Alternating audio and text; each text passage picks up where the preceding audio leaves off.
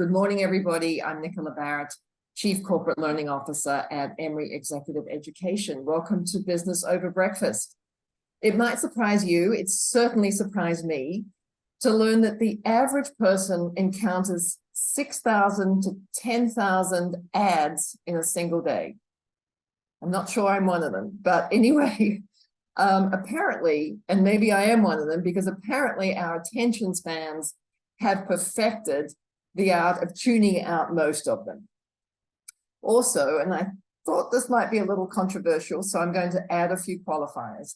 Many of the people actually responsible for deciding what assets are going to get millions of dollars of advertising invested in them aren't necessarily trained to evaluate good content. So how might brands capture attention amidst all the noise?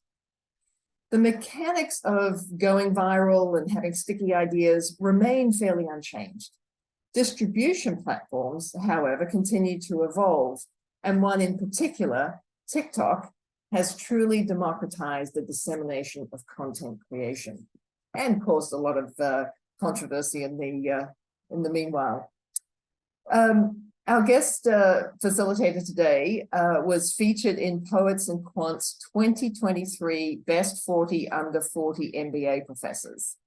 Marina Cooley is Assistant Professor in the Practice of Marketing here at Goizueta Business School. And Marina is going to explore the science behind sticky ideas, storytelling techniques that work, and the magic of TikTok. Prior to joining the faculty at Goizueta, she spent more than 15 years in strategic marketing roles, including Chief Marketing Officer at Lava, Brand Management Leadership at Coca-Cola, and Management Consulting at IBM. And while at Coca-Cola, she was part of the meteoric growth of two unicorn brands, Gold Peak and Honest Tea. A storyteller at heart, Marina is passionate about bringing her love of modern marketing to a broader audience. And I'm really thrilled that she's with us today because we've wanted her to do something in executive education, and today is one of the first. As with all of our webinars, Marina is going to spend about the first 30-35 minutes sharing her ideas and insights. And then we will be happy to answer as many of your questions as possible that we can get to today in the hour. So please post them in the Q&A or in the chat. But before I pass the mic to Marina, I do want to highlight two great opportunities to advance your careers and the careers of your colleagues and your teams. One is Design Thinking for Business Innovation. So this is a program that really is about leveraging design thinking approaches like empathy, prototyping, ideation, and also now AI to build new customer-centric solutions to grow your business. It's very hands-on. Participants leave the 2 days with a specific plan to take back their organization. And I just heard this morning that the team is offering a special thank you to those that are on Business Over Breakfast, and that is a 15% discount for that program. And I think they're going to put the details of that in the chat. The other opportunity is the MBA level courses. These are the electives that working professionals, the evening and the executive MBA take that we are also able to offer you.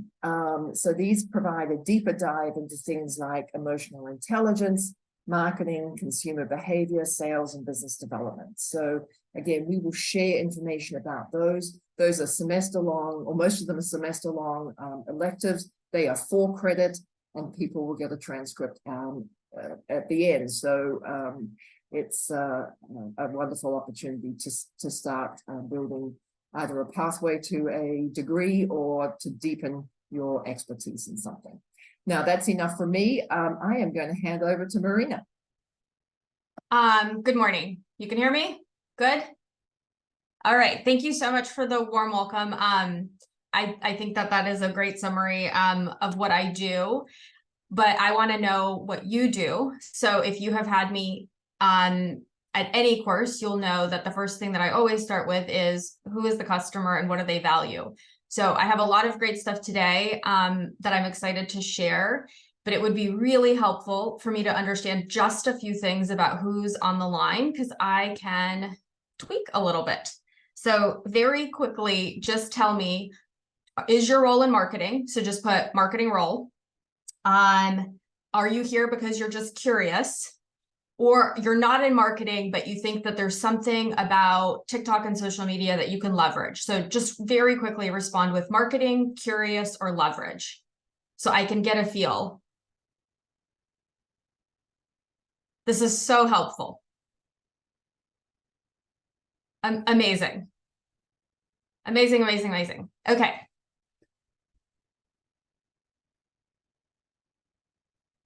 All right. It's a mix. I see a lot of just curious, which is perfect. And then my second question for you is, are you already spending time on TikTok?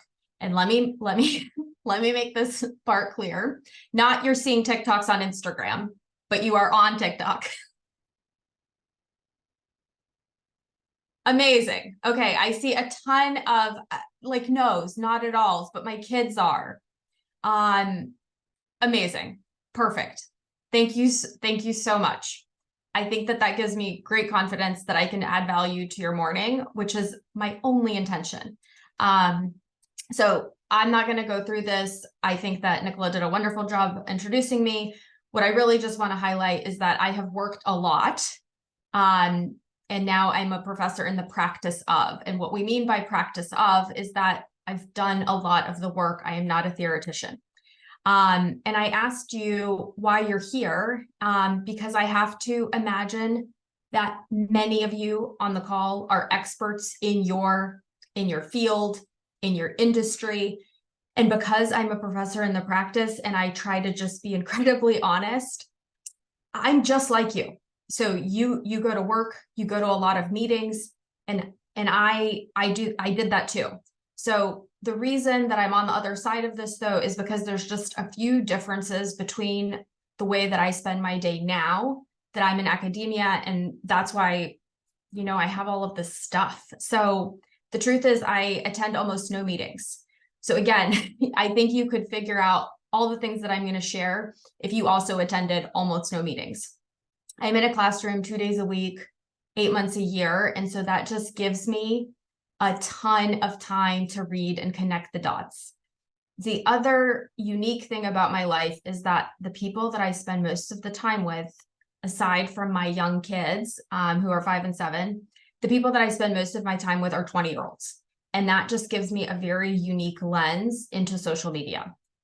And finally, I think I've earned the right to talk about TikTok because for a part of the year, I become a content creator, which is just enough to truly understand a platform. I think that you can go a lot of places to hear about what TikTok is like, but until you are actively creating for a platform, I would argue you can't understand it. So the way that I learned about TikTok was through launching a content marketing class in which TikTok was a very big component because that is an incredibly relevant platform.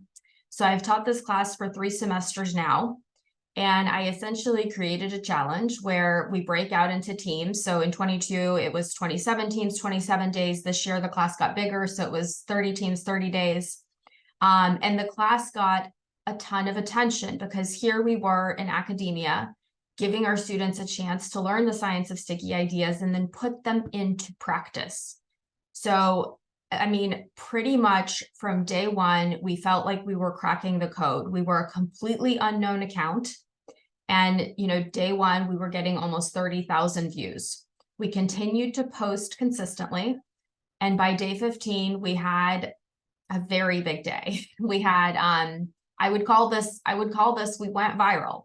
The video was hilarious. It had broad appeal. President Fenves was in it. We learned a ton. Day 24, 2.7 million views. At this point, again, we've been posting for 24 days. The algorithm trusts us. We are being taken to the, For You page. Day 25, 1.7 million, and day 26, 3.9 million. I share this as an upfront to demonstrate how much time I'm spending on the platform as a creator. And that has allowed me to learn more than I think the scientific studies and articles can. And then, you know, I started off by joking who is on TikTok, and a lot of you said no.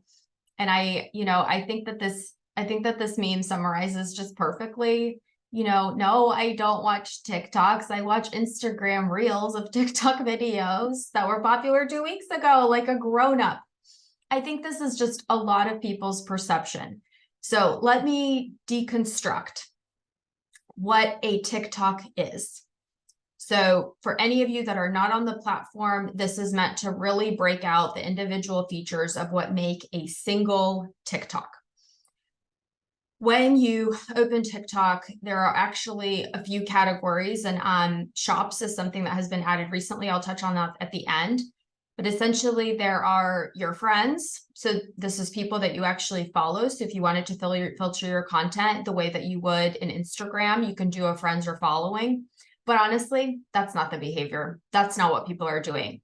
This is a slot machine. We are living in this For You space where the algorithm is determining what we will see based on our past behavior and based on connecting our behavior to the way that people just like us are acting. So we are here on the For You page. Now, I am pulling up a piece of content that was related to a search. So this was me actually actively going on TikTok and using it as a search engine. Because what could I do? I had a very last minute trip planned to London. I did not want to read blogs. I did not want to read top 10 lists. I wanted someone that was just like me to tell me exactly what I should do if I have 3 days. So here in the search, I have typed in things to do in London. The way that the algorithm knows to serve this content is a variety of ways. SEO is incredibly important with TikTok. But essentially these hashtags help. There's a lot of other little tricks that you can do to make sure that you are coming up in a search. Community management is another incredibly important part of a TikTok. If you are a content creator and you have people taking the time to post a comment, you have to reply back. The general rule of thumb that I follow and other really great community managers follow is that up to 10,000 views, every single comment is responded to. In my opinion, truly great content creators and influencers, they continue past that point. Your audience is taking the time to comment. The conversation is where the magic happens. It is what makes this platform unique. I'm sure you've heard that sound and songs are a really important part. So specifically what you'll see in a video is the sound that is being used. Sounds can go viral. And so if you understand that a sound is going viral, you can use that sound. And then when someone likes this video, they can actually click on all the other videos that have used this sound, and the best ones will rise to the top. Video length. For a very long time, this was a short video platform. TikTok has a lot of motivation to make longer content now, and I'll hit on that in a little bit. Hashtags, super important. Don't do more than 4. Audience and purpose. I mean, who are you creating for? We'll touch on this later. The actual text and design that makes your video yours. And then overall, a lot of creators capitalize on trends. But I think that this is a very big misconception about the platform, that you have to be on TikTok day in, day out, looking for the hottest trend to join. I have seen a lot of creators have success in just knowing exactly who they are creating for, and they are able to have longer lasting content than a trend. So with all that said, I'm going to show you this TikTok.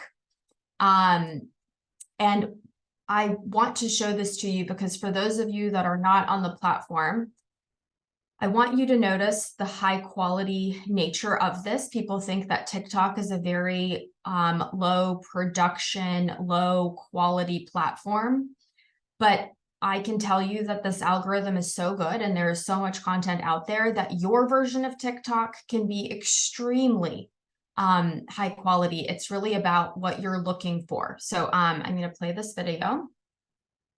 Things in London nobody tells you. Here are some of my favourite beautiful hidden corners in Covent Garden. Goodwin's Court. A walk down this charming passageway will transport you straight into a Dickens novel. Many Potterheads believe it was an inspiration for Diagon Alley. Off the Strand, you'll find Carting Lane. Walk down the steps of this pretty relic of the past, an iron lamp, which is said to be London's last surviving sewer-powered gas lamp. Then head to 10 Adam Street to see the doppelganger of the most famous store in London, 10 Downing Street. Cecil Court is one of the oldest passageways in Covent Garden, full of curious old bookshops, Victorian shop fronts, plus charming stroll in London.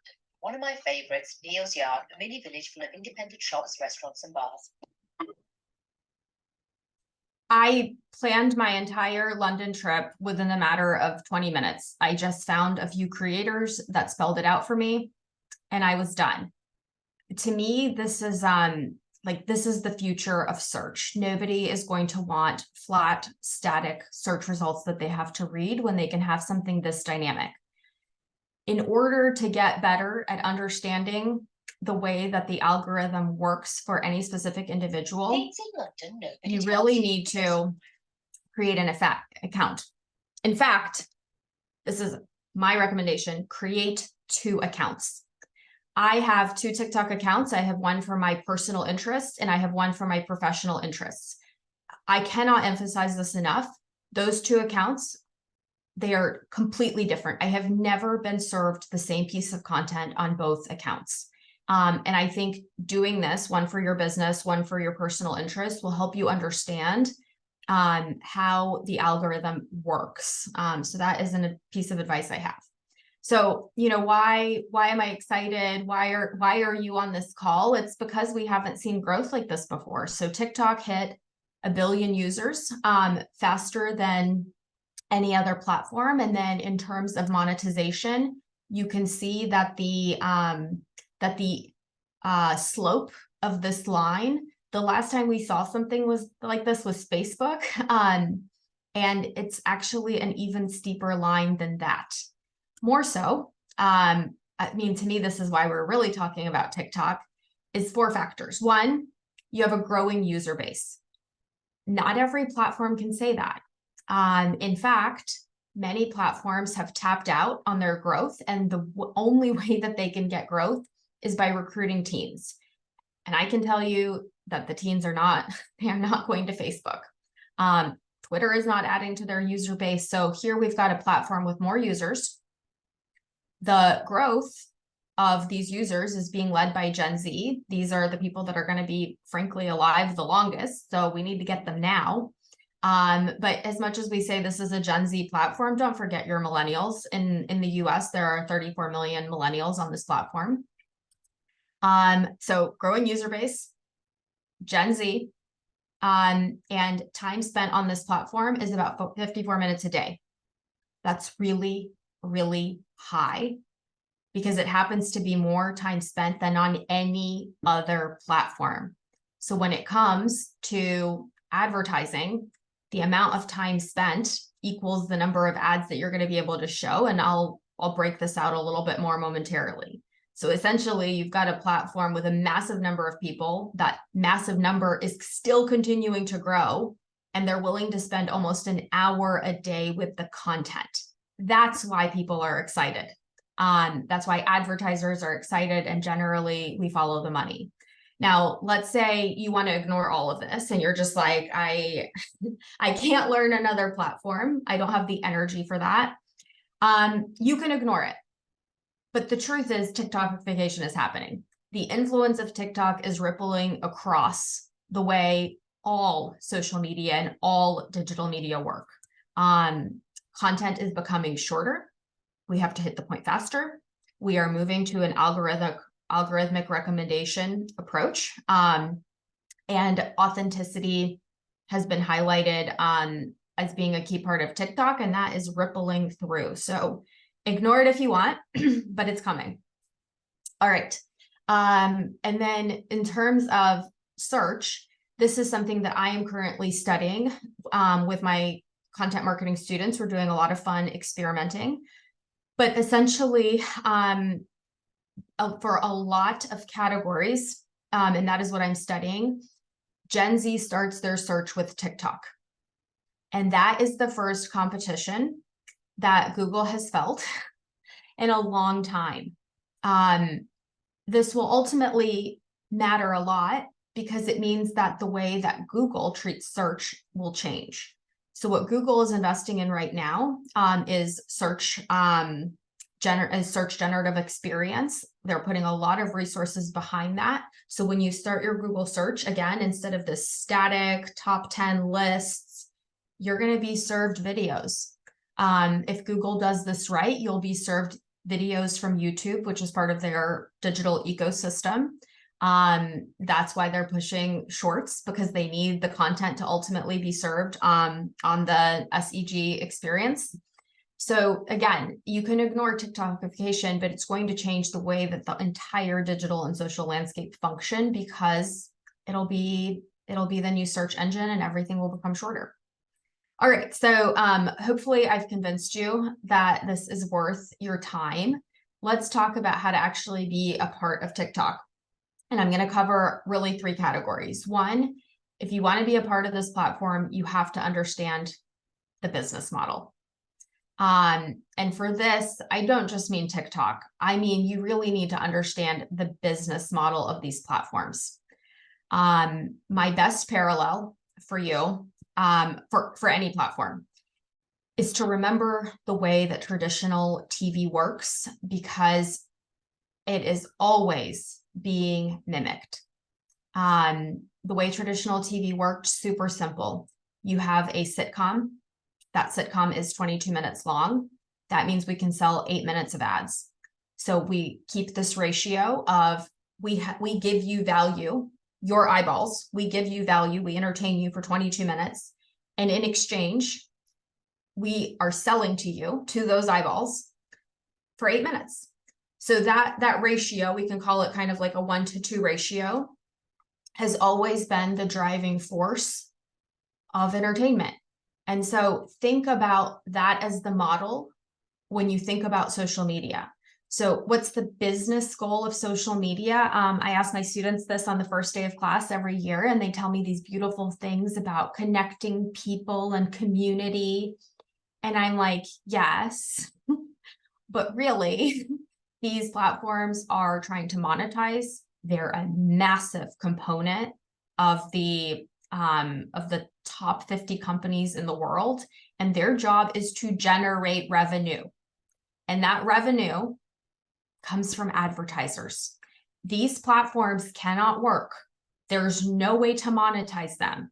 I mean, the alternative is a subscription plan. We're trying that. It's not working well. The revenue comes from the advertisers, and those advertisers are buying your eyeballs. So anytime you've heard this expression of you're the product, that's what they mean. So your attention is being sold. And in return, you're supposed to get about 2/3 of value. So please entertain me, and in exchange, I'll watch some ads. And so how does any network get those eyeballs that they can sell, right? Because the more eyeballs you have, the better your targeting is, the more that you can monetize. And here's the magical part. The way that a social network gets eyeballs is with great content. And that is why people are spending more time on TikTok than on any other platform. Their goal is to keep you on there as long as possible, because, like, I'm sorry to be so blunt about it, their goal is to keep you on there as long as possible, because that means that you can be delivered more ads. So I wanted to start with that by just reminding you that when you are trying to leverage TikTok for your business or your personal brand, you have to understand what the overall ecosystem is, because what TikTok is thinking about is what their potential revenue out there is. So right now, Facebook and Instagram combined is about a $54 billion ad revenue business. 54 billion. It's massive. That is more than, that is more than Coca-Cola makes in a year by a lot of billion. TikTok is currently at 6 billion. So if you are TikTok leadership, you understand that there is a lot of opportunity between the 6 billion and the 55 billion. And that leadership is tasked by their shareholders to figure out how to get closer from 6 to 55. And so everything about the content that the algorithm prioritizes needs to make sure that people stay on the platform longer, because that is more ads that they will have a chance to see. So again, like, always go back to this TV model as a shortcut, because I think it helps cut through a lot of the noise. Marina, sorry to interrupt, but there was a question here. The TikTok that you showed us, how is that monetized? So you showing ads afterwards or during? Yes, I'm actually going to show you an entire flow of paid plus organic. But as a quick answer, there's a few different monetization components. So one, that ad, well, it wasn't an ad, it was a content creator, and that content creator is part of that kind of like value added, because that content is adding value. Later on, when they act as an influencer and try to sell you something, they will make money, right? So not all content that an influencer or content creator creates is part of the ad part. And again, a good content creator has to remain incredibly balanced. This ratio of, for every 2 videos that I make to entertain you, educate you, 1 video I can sell you something. I believe very strongly that as soon as an influencer switches to 3 out of 3 videos are selling you something, they don't have that much left. They're not going to stay relevant. But also, I'm going to hit on this just momentarily. You can make funds from a creator fund to help support making more of those organic videos. So I am going to address that momentarily. Thank you. Yep. So really great content has to continue to be the priority of TikTok. There are 34 million videos posted a day. So when people come to me and they say, I don't understand, I've tried to get on TikTok, I don't understand how to make my videos seen, I start by reminding them about the way that the business works. And then I hit on the fact that, hey, there's 34 million videos being created a day. So I don't know if we share these slides after, but if we don't, I think maybe grab a screen grab of this for those of you viewing. Because I think as you're creating your content, kind of storyboarding it, this is something great to go back to. So who is the audience? Why would they consume this content? I think a lot about like what job to be done is happening here. Am I trying to entertain? Am I trying to educate? Am I doing some sort of entertainment? Do I want you to laugh? Do I want you to follow?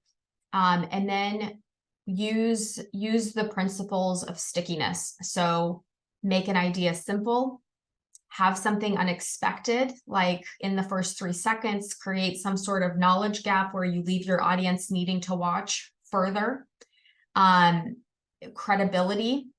Why would someone believe what you're saying? Emotions, and then storytelling. Now, not every video has to include all of these, but if you're not including one, it's not going to work. So go back to this. For the algorithm to reward you, really 2 things need to happen. Number 1, your retention rate. So I think you might be able to see my cursor. So if you can see this 29%, that means that 1 out of 3 people watch this video in its entirety. The algorithm loves this. When the algorithm sees this, it's like, okay, like they're staying on this platform, right? They're all in. We want videos that make people stay longer. So that is a video that will get passed on. And number 2, the algorithm is looking for engagement. Now, engagement can be provoked. A lot of times when you see comment sections go crazy, that content creator, they meant for that to happen. They are purposefully adding something in that they know is going to get people fired up, because then they're going to comment, and then the algorithm is going to be like, "Ooh, people like this."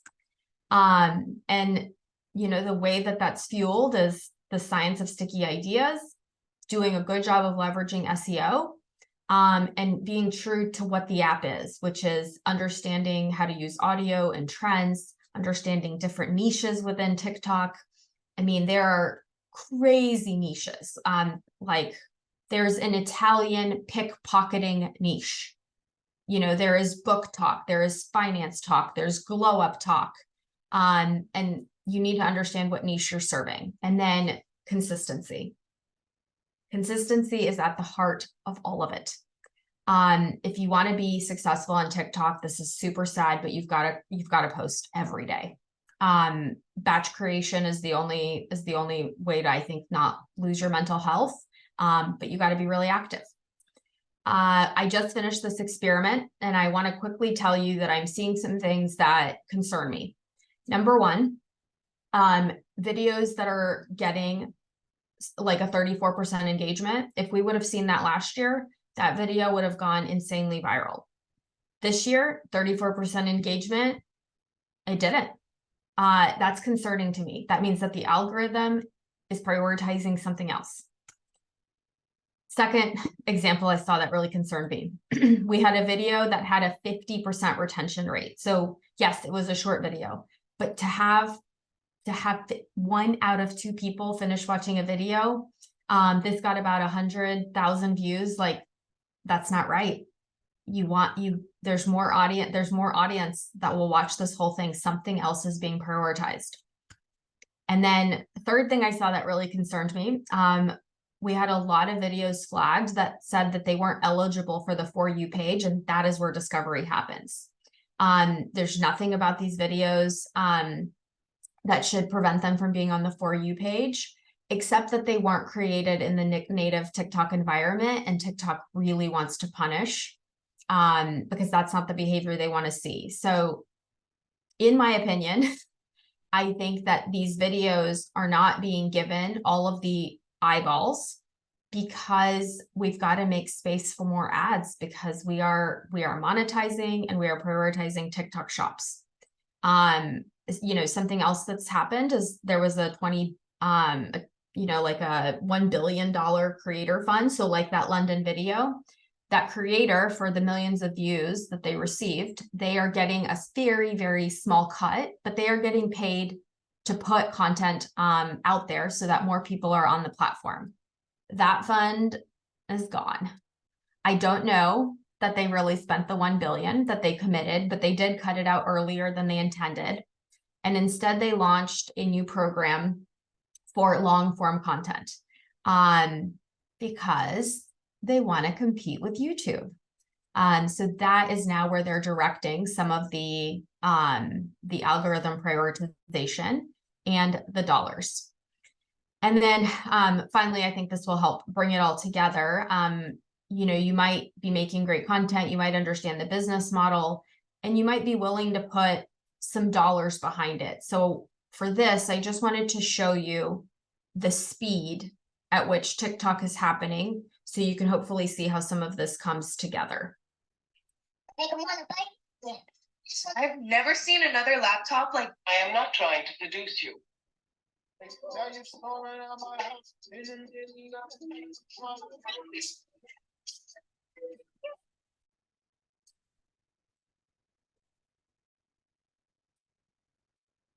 talk about selling out if you're a first-gen baby. You absolutely should not feel bad for selling out. I came into Brown as a theater major. The Amazon Influencer Program is an amazing opportunity for you. I have about 300,000.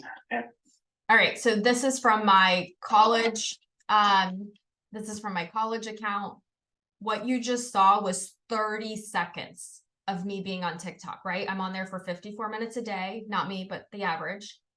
So in a 30-second period, I saw one friend, I saw an HP laptop ad, I saw a TikTok shop ad, I saw something from Finance Talk, Student Talk, an influencer Amazon program ad, and a snippet from Dave Ramsey, a content creator. Okay, that was 30 seconds. So in order to be one of the videos that gets viewed, it has to be really good. And even if you put money behind it, right now we can skip through that in about 2 seconds. So you have to really focus on it not looking like an ad. So it's got to really be great content. I think some of what we're seeing shift in the algorithm is due to a miss in exactly how fast TikTok thought they would monetize. So again, because I'm in this all the time, in March 2022, we thought 2023 was going to be an $8.75 billion year for TikTok. By March 2023, that had been taken down by, by almost $2 billion. We just got $2 billion missing. And that's really a factor of, do advertisers feel safe being on TikTok? Is this app going to get banned? That creates some hesitation. Our uncertainty, our economic conditions are going to impact that. But TikTok has incredible success in other markets. It might surprise you to know that this US market where we're talking about TikTok is only 6% of the revenue for ByteDance, and that they have an incredibly successful, much more developed ecosystem in China. And so there is a playbook, and that playbook is being taken to the US market. And so if we're missing the ad revenue component, what we do is we push out shops in a more aggressive manner. And that is what I'm seeing right now. A lot of my TikTok is being dedicated to an immediate conversion. You can purchase something out of TikTok shops with 2 clicks. I cannot express to you how easy it is. And of course, that content is going to take place of other fun, exciting, viral, organic content. So that's a lot to compete with. So it's got to be really good. And influencers are one way around that. So if you're thinking about entering TikTok, a good way to start could be working with an influencer. It's like a side door to get in front of your customer. And you just have to remember that an ad is recognized as an ad and can be skipped in 2 seconds.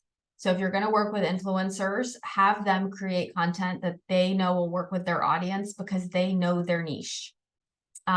So to summarize, what's really happening is that Instagram wants to be like TikTok, which wants to be like YouTube, which wants to be like TV. So I'll kind of close where I started and open it up for questions.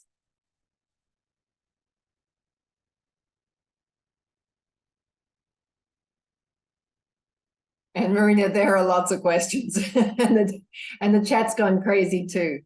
Robert asks, what's the real difference between content creation on TikTok as opposed to YouTube? That's a great question. So, I mean, YouTube, I think you can break out into 2 parts. There's going to be traditional long-form content, and that content is very much like a replacement for TV, right? I'm cooking in the kitchen and I'm playing a 20-minute video about a makeup tutorial. Mm-hmm. So that part is just completely separate. YouTube Shorts, is Google's answer for TikTok, because Google is losing a lot of revenue because it's being redirected to Reels. So I would say there's some nuance in the kind of content that the algorithm on YouTube Shorts is valuing, but it is very possible to shoot one video and then edit it a little differently for TikTok, for Reels, and for Shorts, and be able to get away with that. Interesting. Nick asks, TikTok has a reputation for harvesting user data. So what are your concerns about data privacy?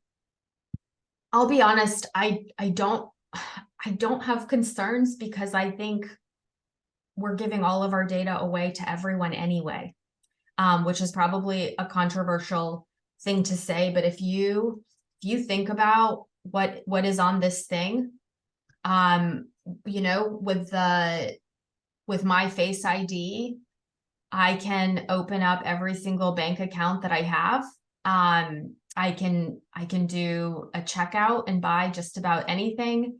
I mean, every single thing I am curious about, every rabbit hole I've ever been on is being captured on this phone. So I don't think that this problem is unique to TikTok harvesting our data. Google is doing it. Facebook is doing it.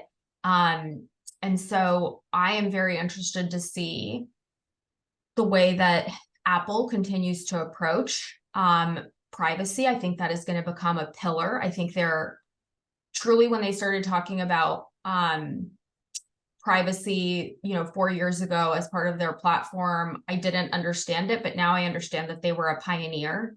They understand that this, and potentially soon it'll just be a watch, and every transaction will be made with the swipe of my hand. I won't need a driver's license. I'll be ID'd by a bracelet. So I don't find TikTok any more concerning than the whole of it. And I think we need to be thinking more broadly about protecting our digital identities. Agreed. So again, John asked a somewhat similar question. The ethical concerns with TikTok relative to creating addictive habits. You've got 2 young children. I'm sure that crosses your mind on a Yes. regular basis. Yes, I'm so glad. Thank you, John, for this question. I actually will do something interesting here. How much time do you all think that I, as a professor of social media, spend online? How much do you think I spend on a platform? Give me like a few guesses in chat. Is the chat, the chat still works? 4 hours a day. Yep, here's the blow up. 2 hours, 55 minutes, 2 hours, 3 hours. Yeah. Okay. You probably, 6 hours, 4 hours. You probably think that I am connected to this in order to know what's going on. And I am incredibly conscious, because studying this, I know that everything about this is designed to hijack my attention, to act as a slot machine. I am so strict with my consumption, and I will be incredibly strict with my kids. So my personal habits are that I live in do not disturb mode. My phone is there for my convenience, not for my interruption. Of course, my kids' school and my husband are able to reach me at any time. But other than that, like, this is a tool for my convenience. When I sit down to do research, I plug in. Other than that, like, I am not mindlessly scrolling. I will not sell my attention. What do I do with my students, right? I'm able to influence about, a few hundred people each semester, which is a big deal. And I spend a significant amount of time reminding them that these are tools to be used, not the other way around. I have a lot of concerns, and I really, really hope that as more and more people become concerned, we're going to get better at protecting ourselves from being sold to. My children will see phones when they're 16. And that's that. Good luck with that. Thank you. Thank you so much. I think this will be the hill I die on. Yeah, my kids were the last ones to get phones when they were in middle school. I caved, I think, at 13 or 14. Yeah, Yeah. It's super addictive, and everything about it is designed to beat you. Yeah.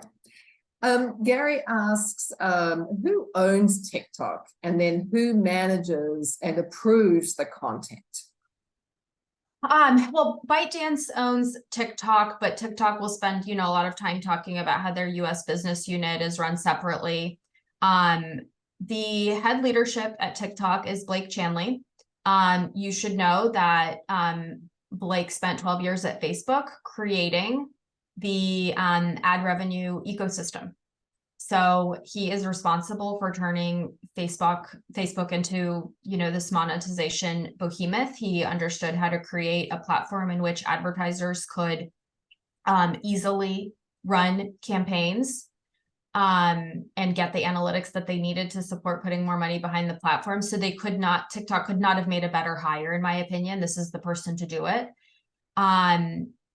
Who is evaluating the ads? I mean, I think, the people making the ads will have eyeballs on them. The algorithm is designed to flag inappropriate content. It doesn't do a great job. And that is true on Facebook and Instagram as well. So is there an adult in the room? Not a very responsible one.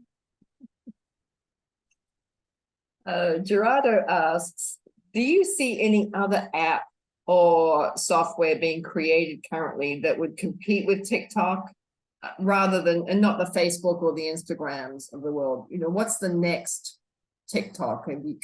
Is there anything on the horizon that you see? I haven't seen anything. No. There was a moment, maybe 9-10 months ago when Lemonade, another Chinese company, was being given a chance to shine. That platform, I actually really liked the idea. It was like a upgraded Pinterest. And I mean, I could do an entire, talk on why Pinterest failed to monetize when they should have been the first ones to figure out how to create a shopping network. But I mean, Lemonade came and died very, very quickly. This isn't, Threads, what a disaster. I don't see anything worth talking about on the horizon, but I will say I've been very, very impressed with Instagram's fight back to compete more effectively against TikTok. They are doing a great job. I'm curious about can you give us 30 seconds on the Pinterest, your view of Pinterest? Yeah, so here, we have this platform that launched so early on, and the behavior that you are using, it is a search engine driven platform. You are coming in and you are like, red shoes for fall.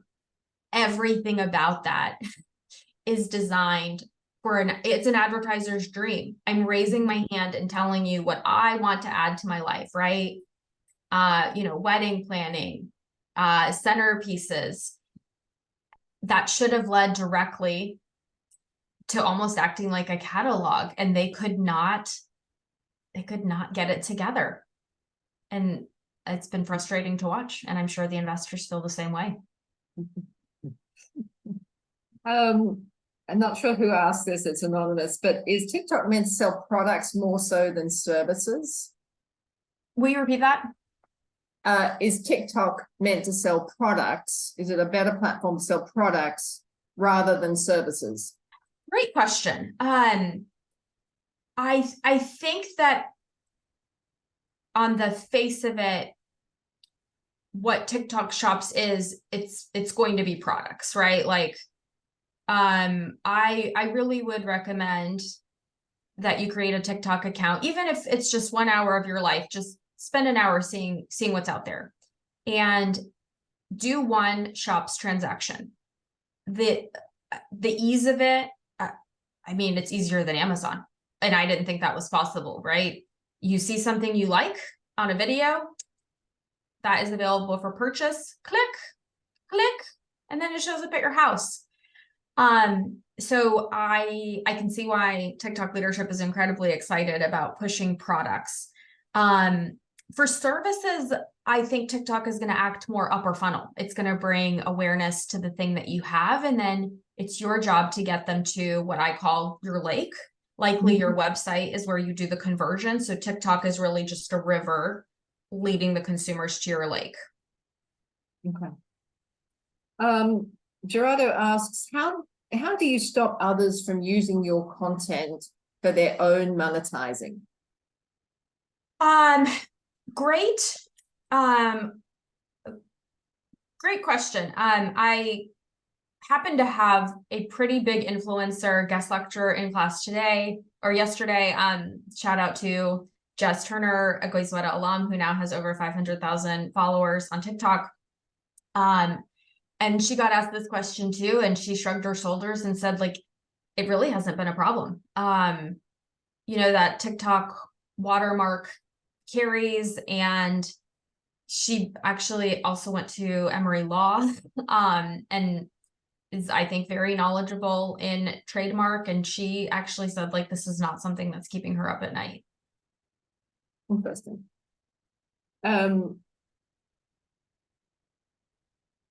Again, anonymous attendee asked the question, what if you have great and consistent content, high engagement with your small following, but can't break out? Is it an SEO tactic? Yeah, okay. So having high engagement with an audience is 1,000 times better than going viral. So here you are trying to create, I hope, a sustainable community that will act as really like the support to your business, whatever that might look like. Those people are going to take your recommendations at face value. They're going to trust you. They're going to be repeat customers. They're going to tell you what kind of content they want to see. Like, those are your people. Should you find more of those people? Yes, in a nice, slow, sustainable way. I think this idea of like going on TikTok and getting those 1.5 million views are actually like, that shouldn't be what we're looking for. That 1.5 million people are going to have so many audience components that are not like your audience. They're not going to understand what you're saying. They're actually going to take you down. They're never going to consume your content again. So if you have something that's working for a core audience, stick with it. Develop your TikTok community in a mindful way, which I know feels like everyone has just like these overnight success stories where they have 3 videos that get over 1 million, and you know, now they're launching a candle company. That's not really what happens most of the time. So lean into whatever is working. Keep doing that consistently. And if it's still a problem in 6 months, reach out to me. I'm happy to take a look. Thank you. Daryl asks, when I try to sign up for TikTok on my phone, the app required access is everything on my phone. Contacts, files, everything. Is there a way to sign up without giving access to all of that private information? I hope so. I don't remember being asked that, and I definitely would have said no. All right, that's good to know. Yeah. I think we got time for one last question. There's a couple here that are about the political implications of TikTok, particularly in the US, and I know it's very controversial. I'm wondering, are you comfortable saying something about that? Let's see. You can ask me, and I will confirm or deny. So one is, what about news from politicians targeting TikTok, and the tax revenue implication should be enough for them to be interested, but the news keeps mentioning China and privacy. Where do you see the US government taking down TikTok? That was one of them. Yeah. And then the other was, can you speak to the political implications of TikTok? There's an obvious link to China. Do you see a possibility of a ban, or the other end of the spectrum, TikTok going public on the New York Stock Exchange? Okay.